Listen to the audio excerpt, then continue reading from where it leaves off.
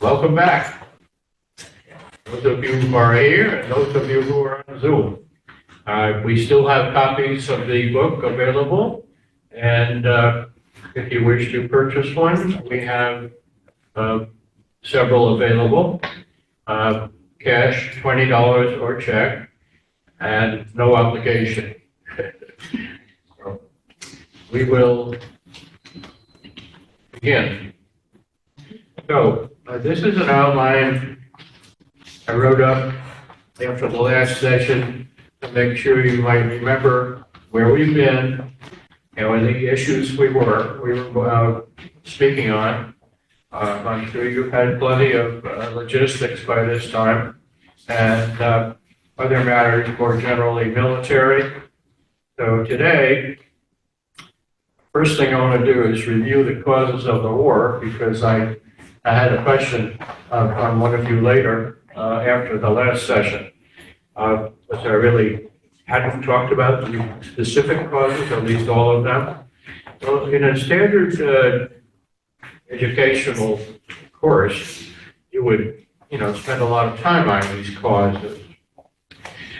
But in this course, which is very abbreviated, so we can only really mention them if there are questions later on. I can fill in at the question time.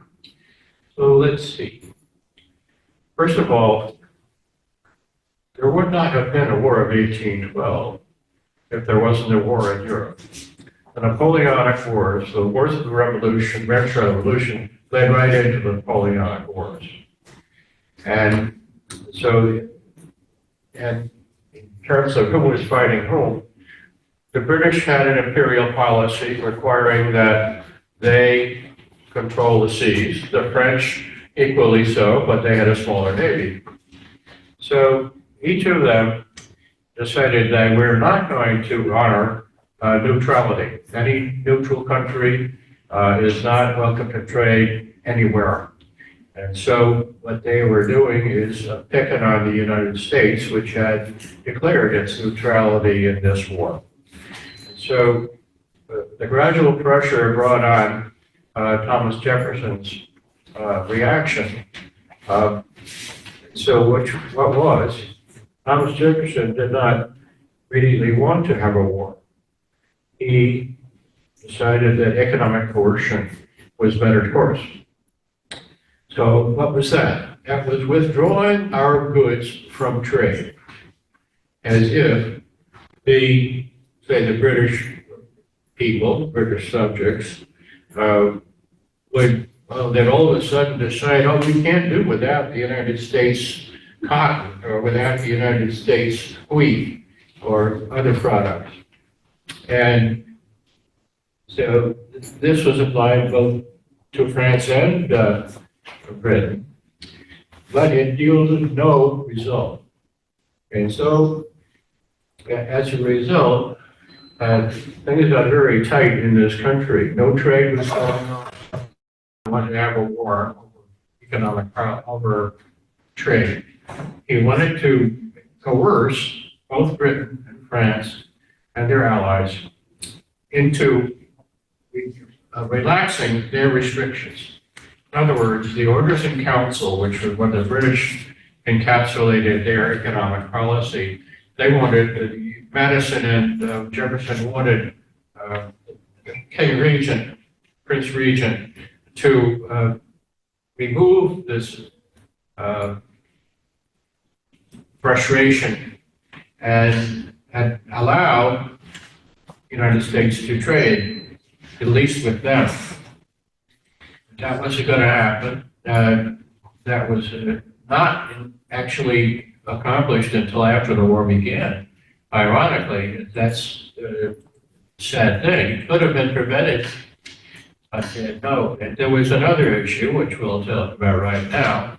That is, the British and the French were, in retaliation, stopping our ships.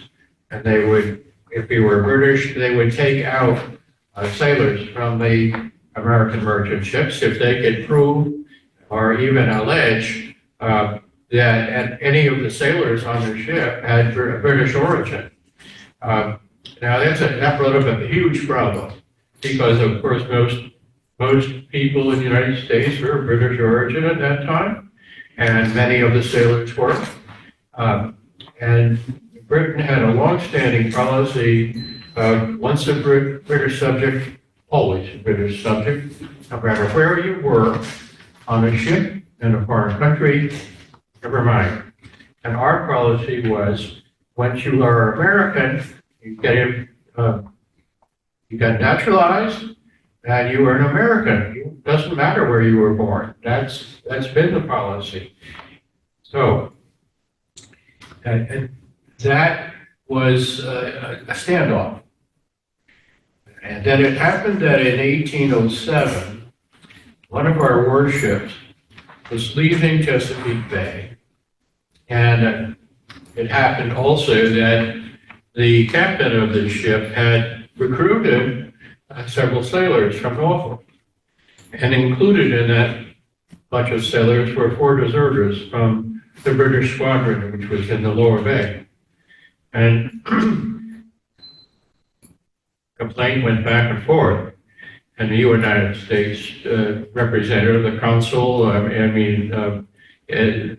in Norfolk, refused to admit that there were any Britishers in the crew, and the British did not relent in what they wanted, and so a ship was sent down from Halifax named HMS Leopard, and the Leopard came down, stood offshore.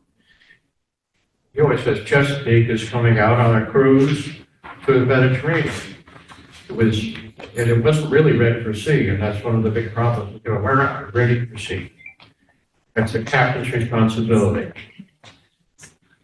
They're not ready for sea. There are passengers all over the ship that haven't been settled in yet. There's their luggage that hasn't been put below, and so the ship was in a state of disorganization.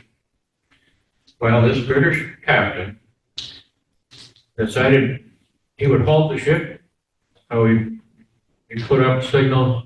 I have packages for London, and that was a courtesy. If you used to be able to stop your ship and do it as a favor to an opposite ship.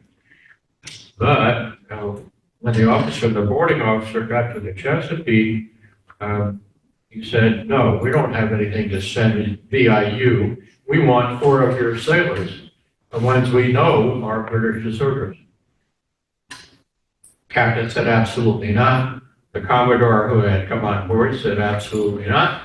And the lieutenant made 1 or 2 more transits between ships, and at the last refusal, went back to his captain, said they're not giving in, and the Leopard gave 3 broadsides to the Chesapeake, which, as I said, was unprepared, and damaged the ship to the extent that it was leaking in the hull, and hurt many people on board. Some were killed. It was a total disgrace for the United States not being ready to defend its own ship at that point. They were only able to fire 1 gun in a symbol of resistance. So this is the Chesapeake Leopard affair, which very quickly inflamed the populace of the United States, especially Norfolk, Washington, D.C., not far away. And Jefferson at that point could have called Congress back into session and asked them for a declaration of war. But he did not. And so that inflamed the United States. The war fever had begun. Now there's other reasons. Brestment, long-standing issue. Many merchant ships were put out of action without a crew. The French confiscated some of our ships in addition. So both sides were at fault. At any rate, another cause often given is that the British in the north were stimulating and urging the Indian tribes in the west, and giving them guns and hatchets and things that British manufacture. Our colonists out there on beyond the Appalachians knew that, and they were complaining bitterly to their representatives. So that's another cause that was undermined. Another reason often given is that there were many Americans who lusted after Canadian land. They wanted to expand their land holdings because they felt that if we could achieve a quick victory, then they could get the land very cheaply. So land fever is not a very strong reason at that point. The Chesapeake leopard affair was much stronger. There's another reason that the people who objected to Britain and who were outraged about the Chesapeake leopard affair included people called war hawks.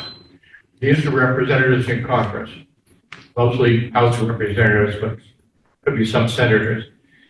And this includes Henry Clay, John Calhoun, William Lowndes, South Carolina, of course, Calhoun, South Carolina too. And but there were several others, and they were leading the ones in Congress who wanted war. The ones from New England, mostly representatives, were Federalists, and they did not want war with England at all. They wanted a peaceful transition. Now, we finally come to the issue we talked about before, which is national honor. When the administration went through all the effort that it could perform to negotiate with England, they all failed. The embargo failed. At this point, Madison threw up his hands, wrote a message to Congress in May 1812, and said, "It's in your hands, Congress. You have our national honor is involved. We have had offenses and no relenting on the side of England or France. Their policies continue." And so that's where the Declaration of War came. At this point, despite the fact we weren't prepared for war. So let us continue. Where we left off was pretty much after we had talked about the Northern Lakes. And there's more to come on that, but the Northern Lakes are first theater of operations to consider. Now, the second theater of operations is going to be the Chesapeake. And I want to point out, you've already been reading this, why did the British come into the Chesapeake at all? Well, first of all, recognize that U.S. troops, and there weren't that many of them, perhaps there were 4,000 or 5,000 troops. These armies are very small. They're all on the northern border. They had made these invasions in the north, and there are very few troops left in Washington or in any other location. In Washington, it's basically a small force to supposedly defend the capital, but they didn't really believe there was a threat to the capital. So the British wanted to pull down American military men from the Canadian border to make defense of Canada easier. Then they didn't want to threaten the national capital. They wanted to make Americans afraid that something could happen, to worry them enough to start increasing the move toward war. And here, one of the most disturbing things from the British point of view was that the privateering was beginning to hurt their trade, not just from Baltimore, but from many different ports. I mean, New York and Boston, despite Federalist sentiment up there, privateers are coming from there too. And the last fourth one here is they're fighting the American populace. This is absolutely what happened in the Chesapeake, and in up all the rivers of the Potomac, all the rivers toward Baltimore and around the eastern shore, as a matter of fact. So, and this we have to backtrack a little bit. U.S. campaign in Canada, our troops had been pretty rough on the Canadian citizens. We burned some of their towns. We taken their grain. We slaughtered their cattle. And this was something that the Brits, felt was a necessity. We have to fight back, and they're using the same tactics. So let's pinpoint a few of these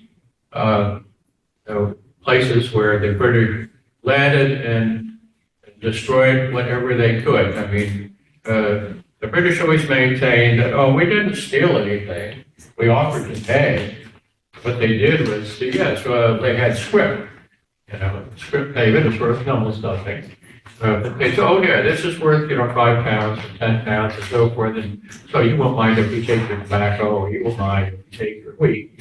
And so they said they were bringing in fungible assets. So here we are. They sailed up the bay. We're talking about several ships of the line and smaller ships called frigates and schooners. And of course, the farther up the bay you get, the more shallow it gets, and also on the side. So when the smaller ships were used. Now, I can take this. Okay. So what we have here is going up to Georgetown on the sassafras, where you have Georgetown, and then you have Frenchtown north of that, and as far as you can get up the Chesapeake Bay to Elton, and then they raided over here at Havre de Grace, and the Port Posset you see up there, it's a little farther up the Susquehanna River, with fortifications up there. One of the famous things that happened on the raid of the British at that point was the fact that they found a foundry,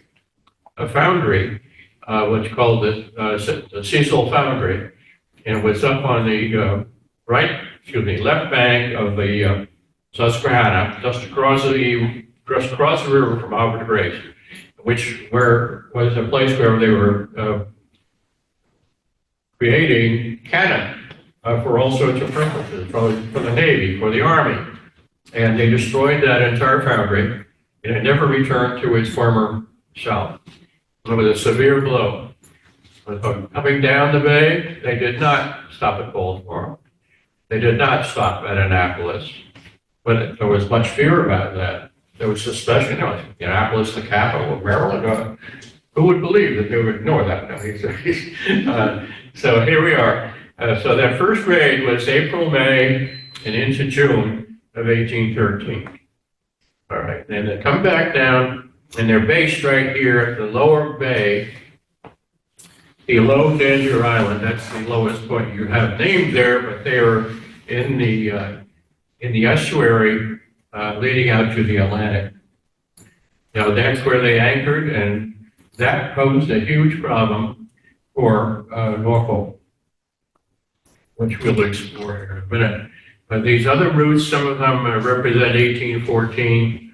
Of course, you can see the battle up there at Bladensburg, and then up the Potomac here, where the small squadron that went up there at the same time that the Battle of Washington or Bladensburg was taking place.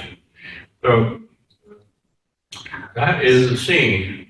And so on the way back down in 1813, August 1813, they did make a foray into St. Michael's. They sent a boat attack, which arrived early in the morning and sent a few cannon balls over the town of St. Michael's. One or two managed to hit a house, and we have the cannonball house that you know about, I think. And then a later event, the British had based themselves for a while at Kent Island. Kent Island and the river inside the Chester River was a perfect place to have a little squadron. And they sent troops up to Queenstown. They sent troops in various places to get as much produce as they could, because here they are in the Chesapeake in the middle of summer. You know what that's like: hot, humid, and in those days, mosquitoes, malaria, and the spread of yellow fever as well. So by the end of August, they were through. They decided to leave the bay, and down in the Norfolk area, they left one squadron of the 74 gunship named the Dragon and some frigates. Now let's move. This is the leader of the British Navy in the Chesapeake in 1813, Sir George Copper. And he was a mean guy, and his reputation is still with us. But there he is as an older man, somewhere in the 1830s or 40s. All right, I have been itemized there when these attacks occurred. And the last items here is Fleet Departure Halifax, and Robert Barry, who was a commanding officer of the Dragon, was the one who was told, you're ordered to stay here and keep control of the mouth of the Chesapeake. This is a famous cartoon almost of the raping of Havre de Grace, where they went in people's houses and tore up their furniture and stole clothing and packed it away in their knapsacks. They did a very terrible thing for Havre de Grace. It was essentially destroyed most of the financial aspects of the town. Without spending any time on this, there was the Constellation in Elizabeth River, which was endangered.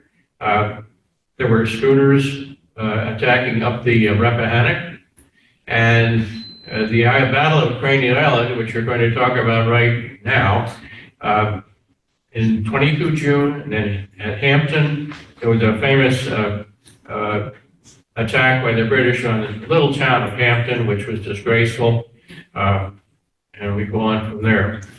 So those of you who know the Norfolk area will recognize Hampton Roads, which is where the rivers come together at the bay, and the rivers here is the Elizabeth River, which flows northward and meets the roads, and then ultimately bends to the right and goes out of the Capes.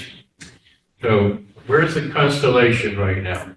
The Constellation was going to leave Chesapeake Bay in 1812 to go out and raid the enemy shipping. But for one reason or another, supply mostly, they were late. Her commanding officer, however, had not heard there was a blockade in force.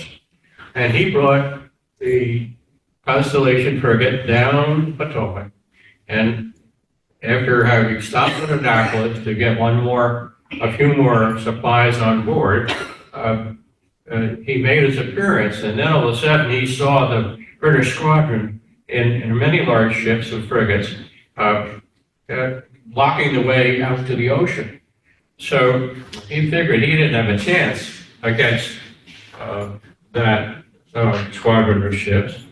So what he did was to haul his ship as far up the Elizabeth River as he could get, and then requested assistance from Stephen Decatur, who was the naval officer in charge of Norfolk, the gunboats to come out. He was commanding the gunboats. So we had about 16 gunboats down there, and they were to basically block off access to the river to the British to protect the Constellation. Well, it comes down to a nice little sketch here. You see the gunboats arrayed across the Elizabeth River, and Constellation is farther up, you say up or down. And so the British launched a boat attack on Craney Island, which they thought might be the way around.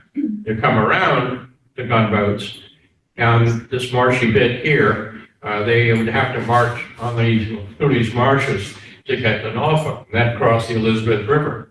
Well, they never got there. This was a bloody time for them.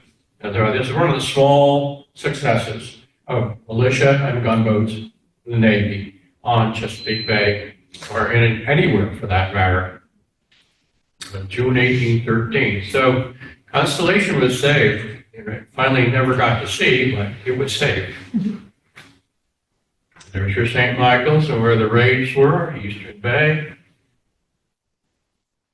Defenses, you remember the geography of St. Michael's, but the British landed off trying to land at Pirates Point, and they got some cannon shots in toward the town, which was about a mile away, and there you are.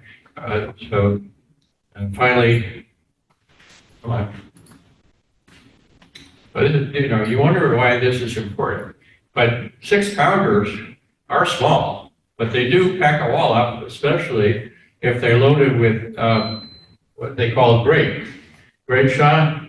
Grape shot is a shot that's like that, like a enlarged shotgun pellet. But they pack the grape shot in canisters surrounded by canvas and wrapped with twine, so that when you load the grape shot in the mouth of the cannon and touch off the touch hole here in the back of the cannon, it sprays out this very dangerous anti-personnel fire, and that's what the Americans used against the British, so to keep them from landing. How close did they have to be? How close did they have to be for that? 500 yards. Wow. That's the range of a small carronade. So it'd be 500 yards. A large cannon could probably do a mile. But at this point, 2 years ago, how many years ago? Okay, 2013, we had the 200th anniversary of the battles of the War of 1812. Well, somehow I got involved in this, and they needed a cannon to display in front of the Chesapeake Bay Maritime Museum. So it happened that one of the cannons that was actually there at St. Michael's had been saved, and it was in storage by the National Park Service in Baltimore. So I was one of a few people who went up and discussed with the Park Service what we wanted to do with this, and if they would lend us a cannon, and then also the carriage that the cannon was on. We were able to secure that as a loan for several years. Why am I going? Where am I going? All right. We're too far ahead. All right. So, October, the following year, marched his troops from a landing on the Patuxent River near Benedict up along the Chesapeake, along the Patuxent, fought a battle with Joshua Barney's flotilla of gunboats, which had fought along the Patuxent at the mouth of the Patuxent, then retreated up the Patuxent River as far as Broome Island, and made two very valiant efforts at defense.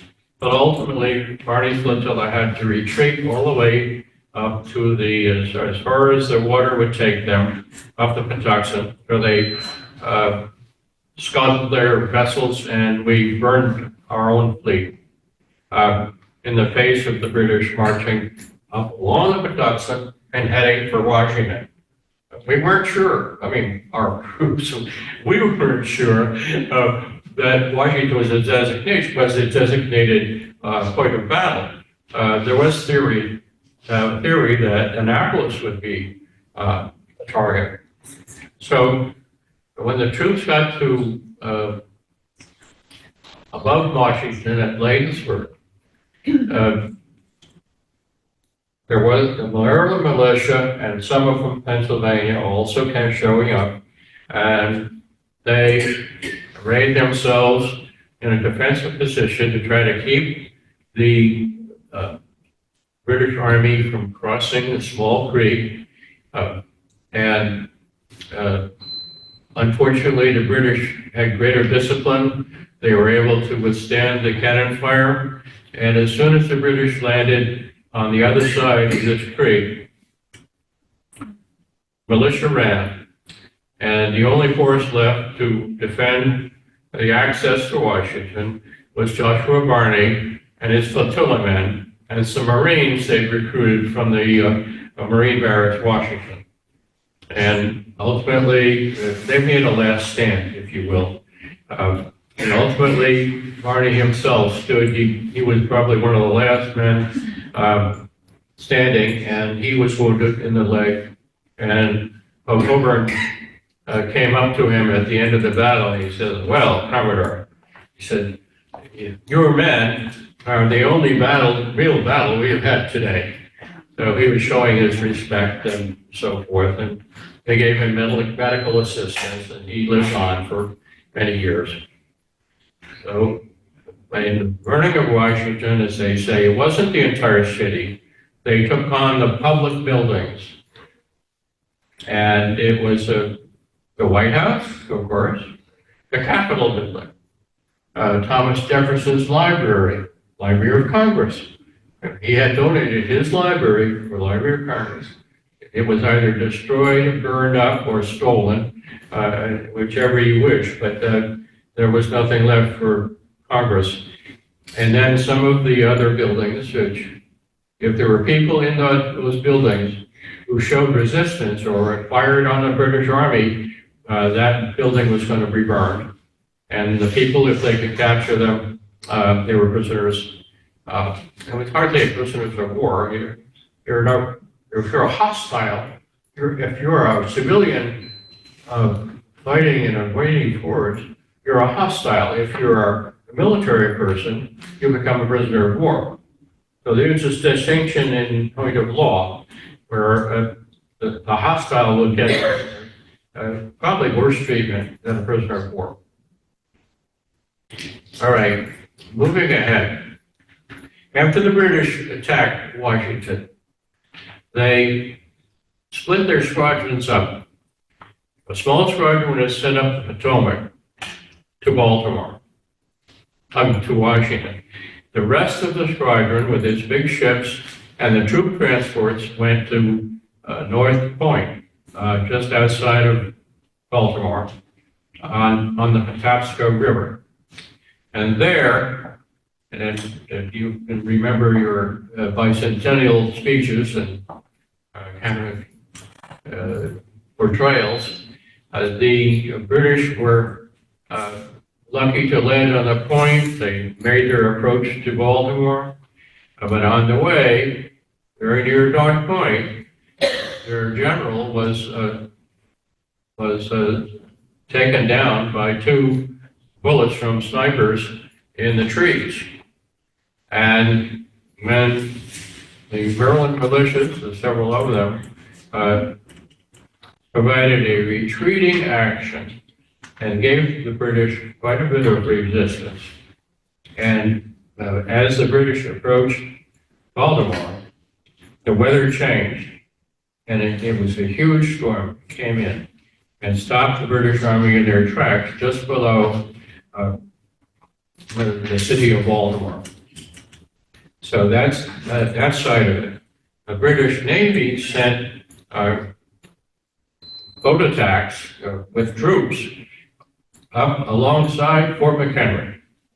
And they tried to get around Fort McHenry to come in the back of it and then take it from the rear. And the idea was, if they could get Fort McHenry in their hands, the British hands, they would bombard Baltimore from the other side. And having been able to do that, enabled the British Army to come up around and into Baltimore. Well, they were able to do it. The resistance of the militia, our seaborne militia, which are mostly Barney's seamen, and the defense of General Armistead at the fort proved something they couldn't handle. So the storm, the valiant resistance of sailors and the militia before Baltimore, discouraged the British, and the death of their general, of course, was a serious thing for morale, and without the leadership it needed, Admiral Cochrane at this point, who had replaced Coburn, decided to withdraw. So that was a very important part. The defeat of the, no, say defeat, I would say repulse, shall we, repulse of the British at Baltimore, coincided with the Battle of Plattsburgh Bay on Lake Champlain. And when that news arrived in London, which would be about November 1814, the negotiations for peace, which had been going on for almost a year, changed radically. Move ahead. Hello, Calls Field is one of the ones I might have mentioned before, but this is where the frigate, Menelaus, which was commanded by the fellow we just saw, Parker, landed with him in Leyden, and they marched on what would be Chestertown, but they never made it there. They were met at Cox Field, which is not far from Rock Hall, and you can visit it, but that's all you find there. You don't see any wreckage from any kind of a fort or anything. So the Minnesota did well there, and they stopped the crew of the Menelaus with its sailors and Marines. They stopped them dead, I would say. Many were killed, wounded, and including the commanding officer of Menelaus, which was a sharp blow to the British at that point. I mean, it helped defeat their morale, or bring down their morale. There's your Ross, man who was killed leading the British Army, bombardment of Fort McHenry. That's a very nice image. I think you'll find it at the Baltimore, at the Monument Street Museum, which was a Maryland Historical Society, now called the Maryland Center for History and Culture.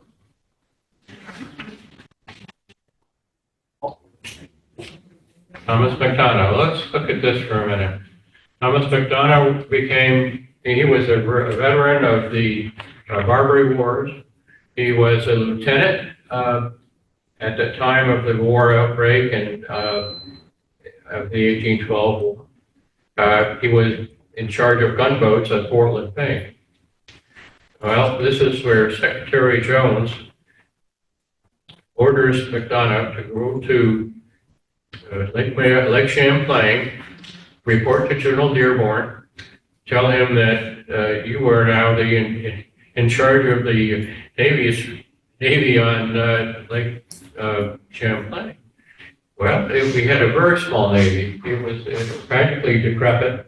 It was some of the vessels were on dry land. Some of them had decayed.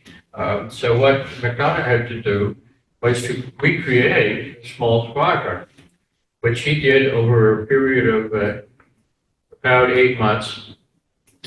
And just at the time in 1813, when he had a strong enough squadron to resist the British from coming down from Montreal, one of his ship commanders was a lieutenant, maybe a little jealous because he'd been in charge of the Lake Champlain squadron before McDonough was appointed. He wasn't senior enough, but McDonough was senior to him.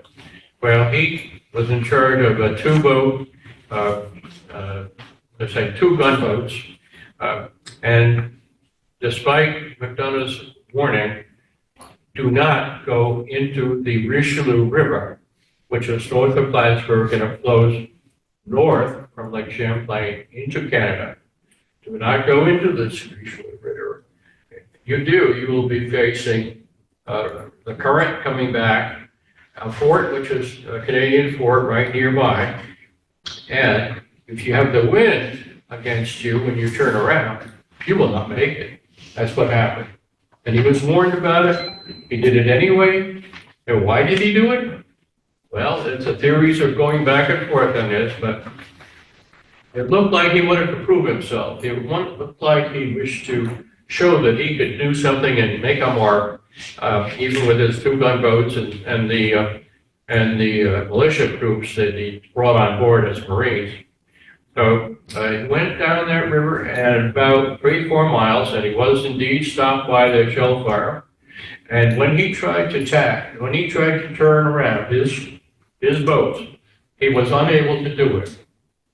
The wind was against him, the current was against him, and so all that happened, if you might imagine, he tries to come back, tacking against the wind, against the current, with the British sharpshooters take cracks at him and the British artillery trying to hit him. Ultimately, many wounded on both sides. He survived, but he was captured and held until the end of the war. So that was a year and a half from there. And then he was court-martialed. Court-martialed in Plattsburgh for disobeying his orders. But at the time, some sympathy was expressed for him. And they said, oh, well, after all, he tried. He did try to fight the British. He didn't give up. And so, and feeling generous at the end of the war, why he decided that he would stick it out. He might have made an attempt to escape, but he didn't succeed. Here is your Lake Champlain. This is the Saratoga and the Eagle and other vessels of McDonough. What they were was they lined up and anchored in Champlain, Plattsburgh Bay. Am I stuck in? See if we have the map there. No, I don't. Okay, here, the situation was, oh darn. So, if you know the area at all, you see, Lake Champlain is long and narrow. It has a little point here before the Richelieu River. It's called Cumberland Point. It's try to describe it in terms like Plattsburgh Bay comes up like this, rounds, and you'd have to go around Cumberland Point to continue. So rather than try to face the British in the open lake, McDonough, knowing his force was just about equal to theirs, anchored across Plattsburgh Bay. And he anchored fore and aft, so that if things went poorly in the battle, he could cut one of the cables and shift to showing his other side guns. The British had no wind, and they had to come up around Cumberland Point and into Plattsburgh Bay, facing the guns that were already arrayed, with ships anchored here, gunboats behind, and thoroughly prepared for this action. And it was a tough battle. British, however, lost their commanding officer early in the battle on the Confiance, HMS Confiance, a very new boat, very new, and the green wood on the deck was still sticky with sap. They couldn't roll a cannon back and forth because of that. It was a bad show for them. So this is the Battle of Plattsburgh, in which, as I said, was a victory, unallayed victory for the United States. When the news came back to Britain, the American negotiators who'd been working with working in Ghent, which is actually the Netherlands at the time, under Napoleonic domination, had been. But at this point, it was a neutral territory, so that's where they had the negotiations. And the news coming from America, what had been good for British in 1813 was turning out to be not so good in 1814 between September and November. So they'd had setbacks, a defeat on Lake Champlain, and before that there was a defeat on Lake Erie. Now we have the resistance at Baltimore, the failed attempt to take Baltimore. So what was going to happen? Well, what we have is Alexander Cochrane, now the senior commodore, decided with the instructions from London to attack a southern front. There it is. Now that we've tried the lakes up here, the Champlain Valley, and along the coast, the blockade was very, very heavy. It was working quite well for the British, because they had stopped off all trade, coastal trade for the United States, and frankly, the United States was on its last legs by December of 1814. So what did the British do? They took the fleet from Halifax and Bermuda, combined it, and went down to Jamaica. And then they had many boats that had been built, rowboats, pull boats, to send these troops up the shallow water of the New Orleans coast and into Lake Bourne, which is, if you can see, here's the Lake Pontchartrain in the north, yeah, and Lake Bourne is right here, and New Orleans is right in the middle of this. So the British are coming up from Jamaica and anchoring their largest ships offshore out in the middle of this approach here. And then they loaded their troops on these rowboats, well, armed rowboats, and tried to approach New Orleans from through the swamps, that is, through the swamps which were below New Orleans. That's the effort. Now, we have another painting here. We had 5 gunboats only, 5 gunboats. That's what they look like, and different kinds of rigs, but most of them are sloops. And they had perhaps 10 guns each. And they anchored across the access to Lake Bourne. They had figured out that must be the approach that the British are using. They could have come overland, but they didn't decide to do that. And so they're approaching the private American gunboats, commanded by Captain Jones.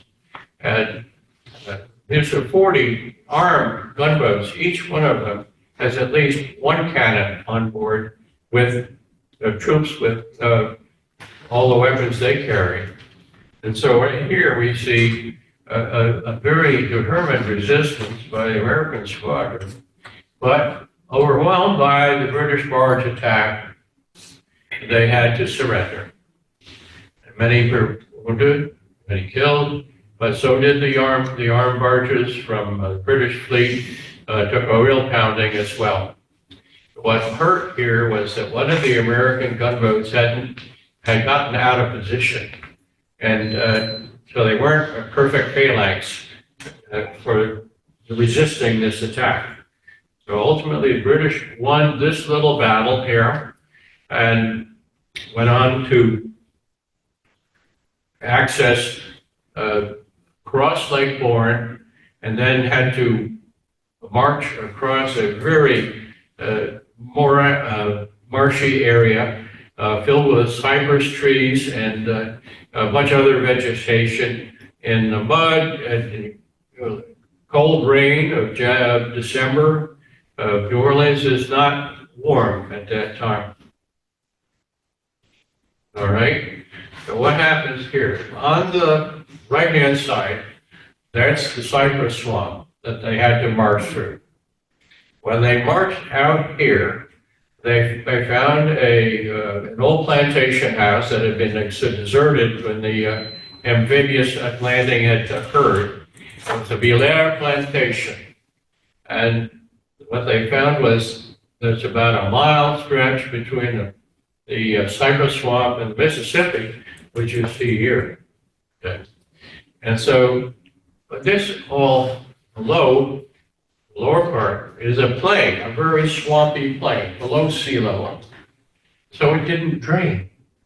And so the British had no protection. They had to camp on this marshy ground, throw up whatever works they could. They had to haul the cannon through that same cypress swamp to get it in position. So here it is, as you can see, a description of where the troops were laid out in a kind of a parallel to the line that Jackson's troops had established, right across what they call the Rodriguez Canal. Rodriguez Canal was a deep ditch, frankly, which drained the swamps, and so that the fields here could be planted and tilled and so forth. But this canal drained the area, but what Jackson did was to have it deepened, so that it was a huge sort of a ravine between the fields and Jackson's works. And on top of the northern part here, the northern part, the U.S. troops gathered with militia, many militia, and yes, freedmen and some slaves were employed. The freedmen were armed as well, and of course the pirates that you talked about, Pierre Lafitte and his brother, who were basically, well, whoever wins, he's my friend. But it was made clear in New Orleans that if you want to trade here in the future, you better help us beat these British. Well, the pirates were very experienced seamen and knew how to handle artillery from their ships. And so Jackson put them to work in various spots, along with his own troops from Kentucky and Tennessee. Now, this is the left, okay, what you're seeing here is on the left bank, there were some emplacements here to oppose the British. And the British understood the situation, but the only thing they could do, and really without, at first anyway, any boats, they would have to cross the Mississippi and march up the right bank or the west bank and try to flank, that is, outflank Jackson's line. Well, there was an attempt to do that. They did find a boat somewhere and enable the ship troops to be shuttled back over, but it was only a few, couple of thousand that they were able to use on that way. The rest were here. This is just after Christmas of December 1814, just around Christmas. And so there was attacks back and forth, but there were nothing that appeared to be a defeat either way. But Jackson's troops were so well established that they really couldn't be targeted except with long distance cannon. So what we have is a man in charge of the British troops was named Pakenham. He was the brother-in-law of the Duke of Wellington, General Wellesley, and he finally decided that if we're going to break that line, we have to have an attack in force. So that kind of the whole army, preceded by a cannonade of several hours duration, and attacked the lines. But it was pretty much of a, let me carry it over here. Oh, where's my, it was a disaster. The attack was a disaster. First of all, the Navy commander here, our Navy commander, had charge of 2 gunboats, 2 schooners, with their batteries, and they were enfilading the British troops as they marched up. And they also had established a battery here on the right bank. And it was a 1,500 British troops, many of them in the Scottish regiment, tried to cross the Rodriguez Canal, but it was a logistical nightmare. They've been ordered to make ladders and then transport ladders into the canal so that the troops could climb over the bulwark of Jackson's line. Well, the troops with the ladders never made it on time. The attack went on even though they hadn't arrived. I'm not even sure the general knew that they hadn't arrived. And it was a disaster, some 1,500 British casualties, maybe 1,000 severely wounded, 500 dead, and it was in that order of casualties. This is Daniel Patterson, our commanding officer, who was a lieutenant commander at the time. He was called Commodore anyway, and became a hero of the day for the Navy. Now, it happened that the peace treaty was negotiated in Kent, and the British were anxious to have this treaty go into effect. So the Prince Regent signed it and sent it to the United States. However, it took over a month to get to the United States. In the meantime, here's the Rodriguez Canal right here. You see that on the left. And the British approaching here, trying to climb up. You can see what happened here. And you can see the Scottish plaids on some of the troops. And it was a complete fiasco. Pakenham himself was killed. Another general alongside him was killed. And then the British had finally, they did have 1 or 2 generals left of lower rank, and when there was no other method they could use to approach New Orleans, they withdrew. And Jackson agreed, let them go, I'm not going to chase you.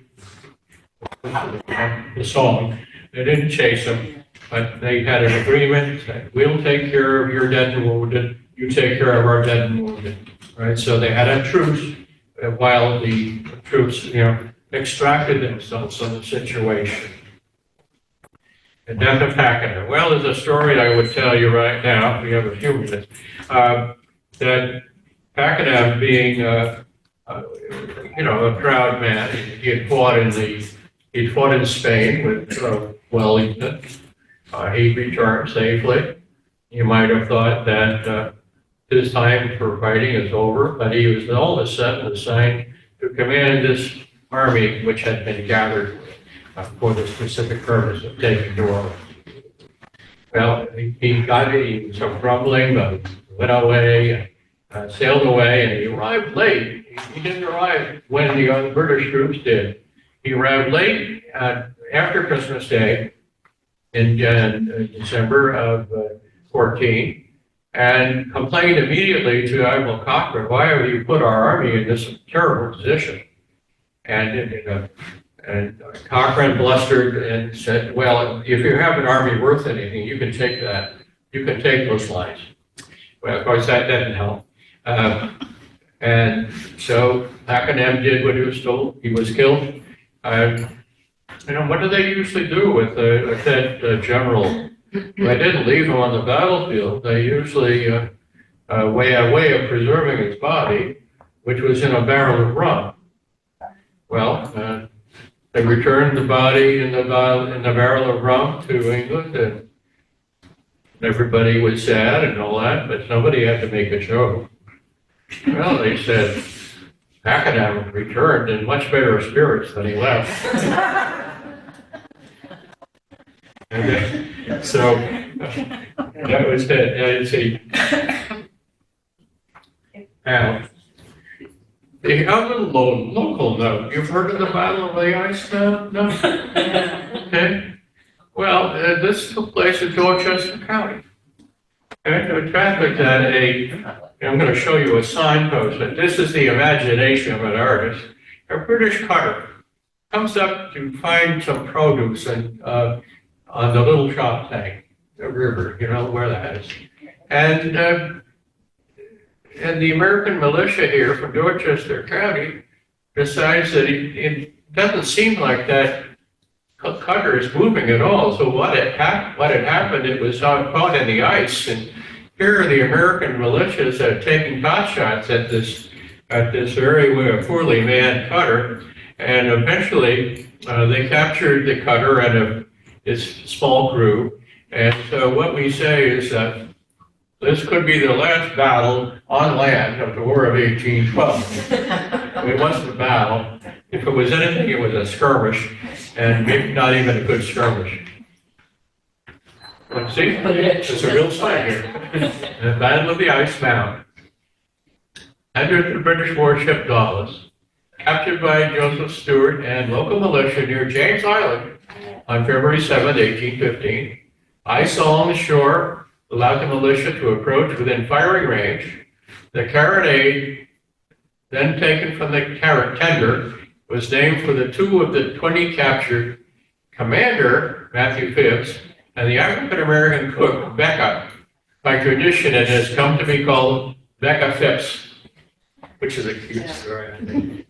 So that was a kind of a last gasp here.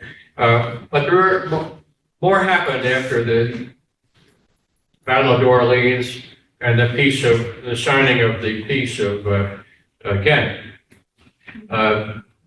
What had to happen diplomatically was that each side has to exchange its copies, or the original, of the treaty, and then it's so ratified on each side. And when the treaty has been ratified by both sides and received, then the war is over. Well, that meant that the war wasn't to be over until the middle of February 1815. So, and beyond that, there was a provision in the Treaty of Ghent that this did not apply to ships at sea until a certain time passed. And they had actually spelled it out very carefully. You know, if you're at sea and you're in the South Atlantic, you have 90 days. If you're at sea and you're in the Indian Ocean, or in the Far East, you have 180 days or something close to it. And so what had happened was that we did have some combats in that span of time. One was the Commodore Charles Stewart, who had commanded the Constellation, you might recall. He was now in charge of the Constitution. And the Constitution had the luck of trying to find a convoy. It ran into the rear guard of the convoy, these two small frigates. Well, Constitution had a very skillful commanding officer, and he was able to maneuver around between the two British frigates and capture both of them at the same time.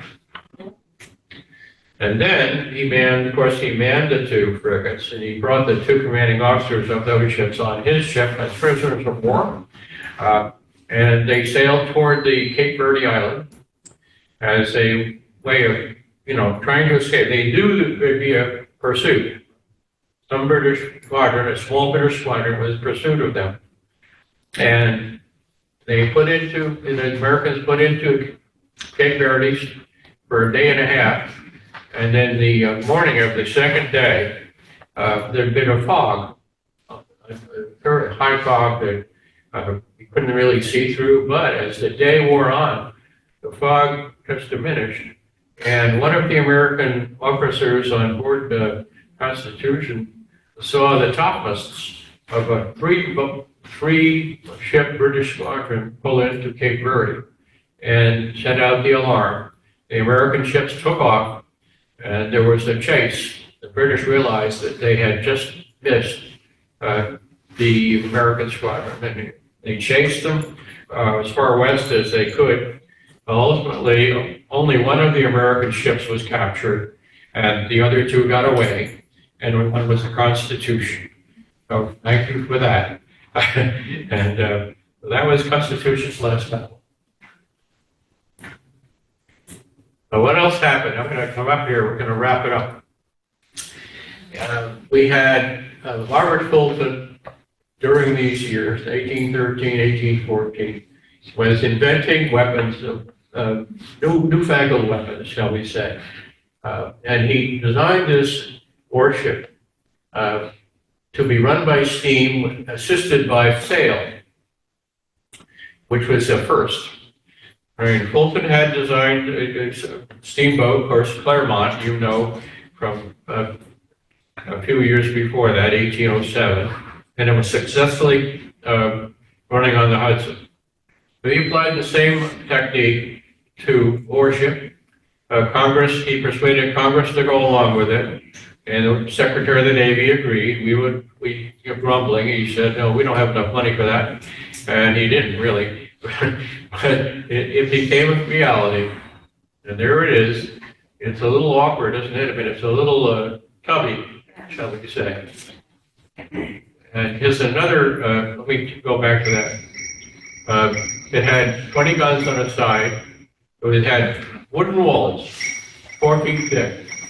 And where was the engine? They designed the ship in a catamaran style, so that the engine could be protected between the two hulls. Here's one hull and the other hull. The engine was between, suspended between. Okay.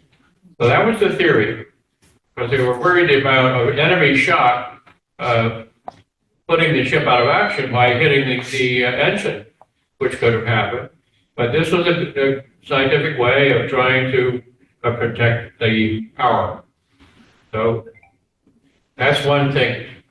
The other thing which was invented here, or invented, I say, with a tongue-in-cheek, we all knew about 74-gun ships. We hadn't actually built any of them until 1813. It started into early 1813. It took all this time to build and finally launch an American 74-gun ship.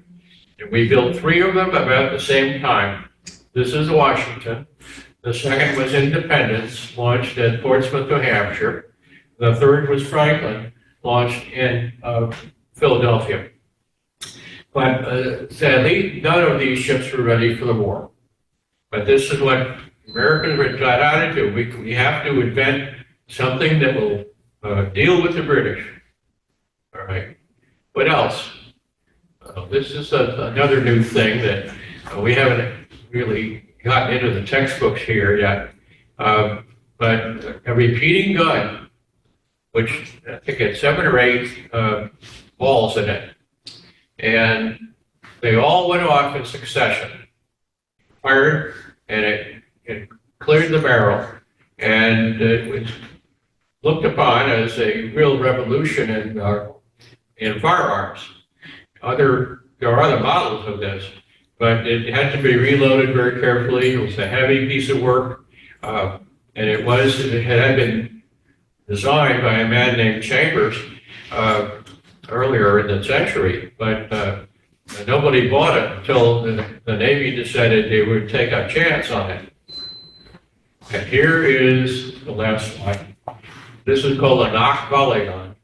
It is a multi-barrel, 7-barrel gun that fires the barrels in succession.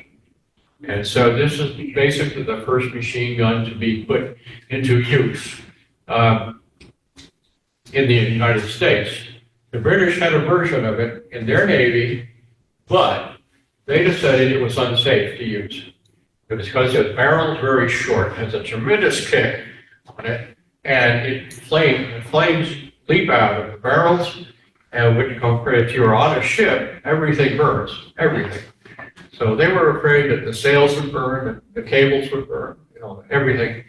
So the British decided it was not useful, but British intelligence found out that U.S. Navy had it, and they were putting it on their ships on Lake Ontario in late 1814. So, folks, that is the end of my prepared remarks, and I always open up for questions or comments and anything you'd like. Yeah, Annabelle. That steamship that the Navy tried to do, was that built from scratch, or was it repositioned two old hulls that they? It was built from scratch. From scratch. Yeah, it was built in New York City. The work was done in the Brown shipyard, out of Noah Brown, the famous shipbuilders there. They'd done work for the Navy before. But to Fulton's dimensions, and Fulton had a magical mathematical mind. He had figured out what it would take to have a ship with machinery and heavy guns and a big crew, and yet still maneuver. Just one more thing is, it worked. It worked, folks.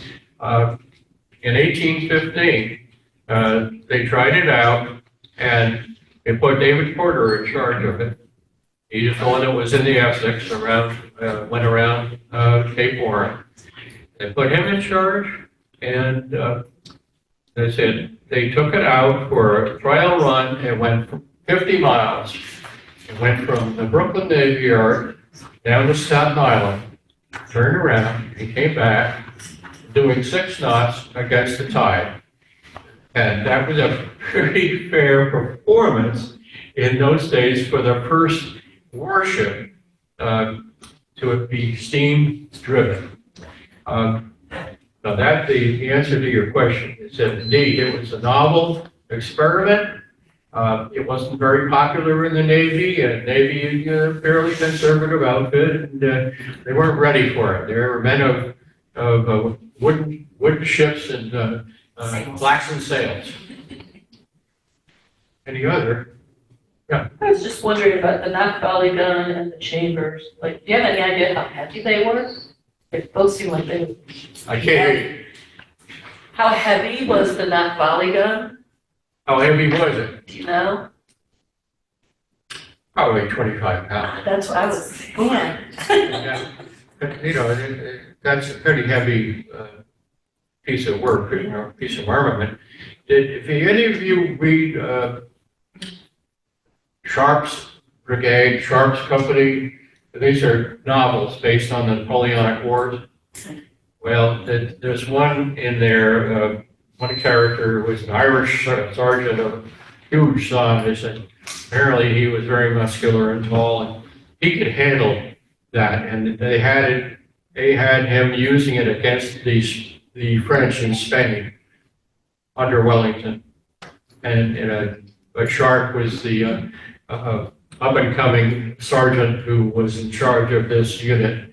I said, no, there's a whole series of Sharp's Company, Sharp's Platoon, Sergeant Quick, and I finally just saw the last one, Sharp's Army. So he works his way up the ladder. That's the British. Oh, yeah. Last week, you kind of implied that we were going to war, but we really didn't have any ships because we were a brand new country. And it seemed like the presentation had today, there were several ships. So how did that work out? Most of our officers came from trade. In other words, some few officers in the 1790s were veterans of the Continental Navy. And of those, probably half a dozen have served in the British Navy before the Revolution. Having been born in the 1750s or 1740s. So there was an accumulation of experience which came from these officers, which was generalized for the small officer corps of the Continental Navy. And then there were still those in probably merchant sail by the 1790, 95, 96, when our first frigates began to come off the waves. And the pattern, which many of them had, and most of them, was having the British Navy precede them. We model our Navy, our U.S. Navy, after the British, no question. Everybody, understands it. They don't take offense at it. So our officers and seamen were British by origin, and if you were a merchant seaman, you knew exactly what to do, having served in the British Navy or in the American Merchant Marine. And so our regulations are patterned after the British regulations. So So my question is, how did they get some of these ships? Because they didn't have any very ships last time. Last week you said, really weren't ready to start a war. how did they get ships? That's right. It seemed like they had a lot. Yeah, how many did they build? Were these going on during the war? Because Oh, yes. they did pretty well for a nation without that many ships against the strongest navy in the world. Well, the fact was, right, we only had 6 original frigates. But there were other ships that we had built as merchant ships that we converted to warships. Because it probably took a few months to convert and to create the gun ports and find the material for the guns. And but it was a well-known tactic. We used that in the quasi-war with the French in the early 1800s. We used it against the Tripolitans, the Barbary Wars from 1804, 5, and 6. So this is where we got our seamen, right? And we built our own ships. Some of our shipbuilders were, in fact, formerly from British shipyards. They were naval architects and also, constructors who knew what they were doing. And we had our own next specialist, the Humphreys family in Philadelphia, designed the first 74 gun ships for the United States Navy, which set the pattern for the ones I just referred to, the Washington, Independence, and Triumph. So we're coming to the end of our talk here. Just a question. At the end of this sheet, you have who won the war. And, from a historical perspective, was it just considered a draw? Or who made more concessions to stop the fight? Well, there's one issue I really have to bring up, and that's finance. Right. What the British blockade did, and it was probably by mid-1814, had a dozen 74-gun ships stationed in various places off our coast. But also, along with them, they had smaller frigates to handle the more inshore work. And so they had blocked our traffic. They had blocked off trade completely, almost completely. Therefore, the income, which formerly had come into the U.S. government coffers from customs, we depended on customs receipts since the beginning of the country, rather than heavy taxation. In fact, especially the Republican side, the Democratic Republicans, avoided taxation. But the Federalists did tax in the 1790s.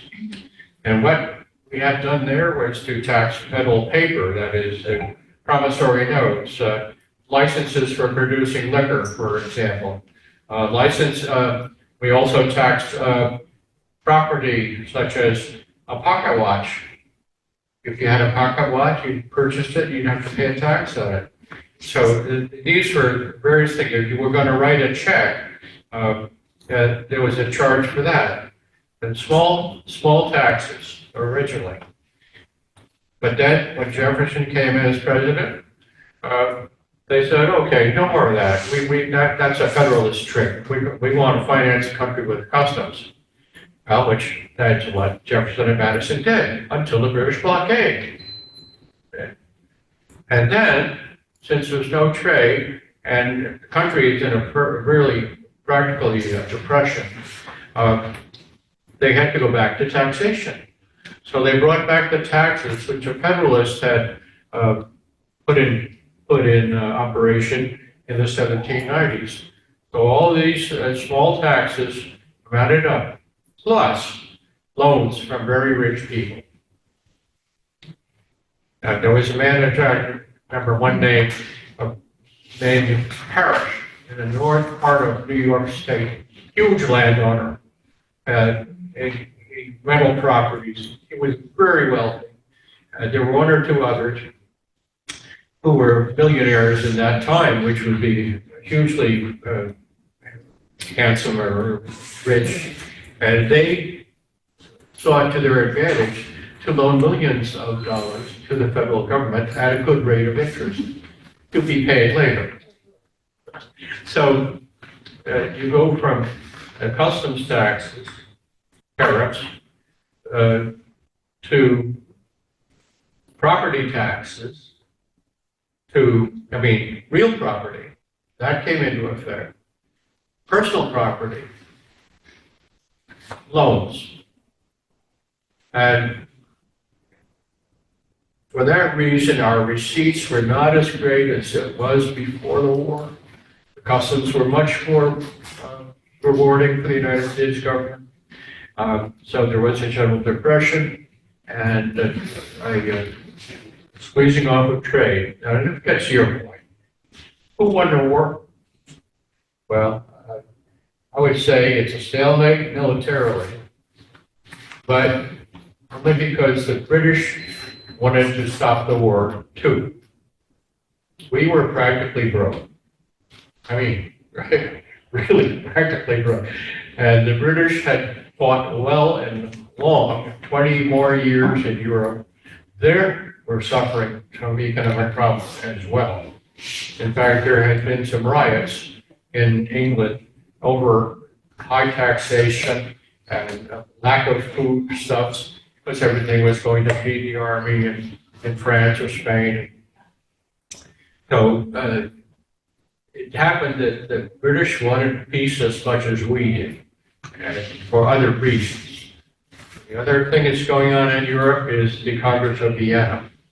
And the British did not want to be laden with the obligation of fighting, continued fighting in North America, when they were obviously crown heads of Europe had been restored to their thrones, and there was big rearrangements to recreate the monarchies of the pre-revolutionary era. So, for good reasons, I would say it's a stalemate. If the war had continued any longer, maybe half a year longer, we would have been absolutely out of money. We wouldn't have been able to compete with the British on the lakes. And so that was an advantageous peace. I see, personally, I think it was an honorable peace.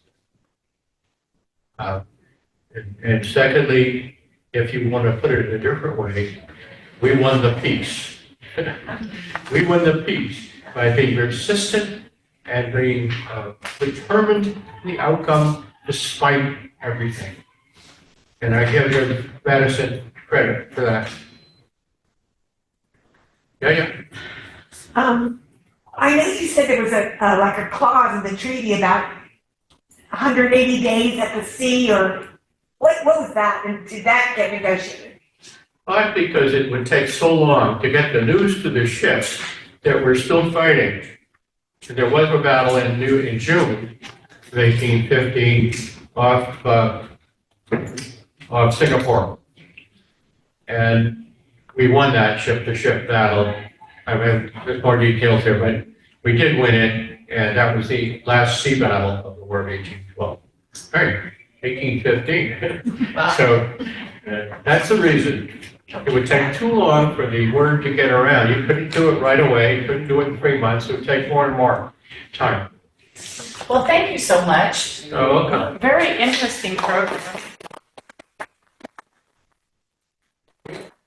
Thank you. Give us a much better idea of what was happening on our shores as well as up and Oh, down yeah. this area. Yeah. It's sort of like the forgotten war, isn't it? Well, that's why we, yeah, it was a book factually called The Forgotten War. Oh, it is. Thank you for coming through. That's fun. Have a nice day. Say, let's finish.